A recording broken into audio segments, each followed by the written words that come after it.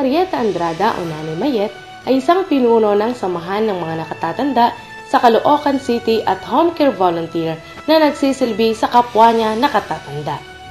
Simula 1993, pinamunuan ni Nanay Mayet ang bagong sikat Elderly Association kung saan napanatili niya ang pagkakaisa ng mga miyembro. Sa kanyang liderato ay naikonekta niya ang kanilang samahan sa lokal na pamahalaan at opisyales ng kanilang Homeowners Association na kung saan nakalikom sila ng pondo na sumusuporta sa kanilang mga programa tulad ng urban gardening, livelihood, and skills training programs.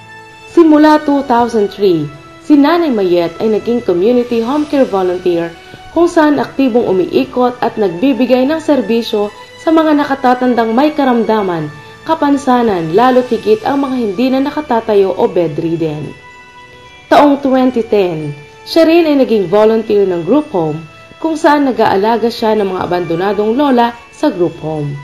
Araw-araw ay inaasikaso ni Nanay Mayet ang mga pangangailangan ng mga nakatatandang lola pati ang pagtitiyak na maayos ang kanilang kalusugan. At taong 2015, sa kanyang pangunguna ay nagsimula silang magpatupad ng urban herbal organic farming na kung saan tinuruan ng mga kasapi na magtanim ng mga herbal plants upang magamit na pangunang lunas sa mga may sakit.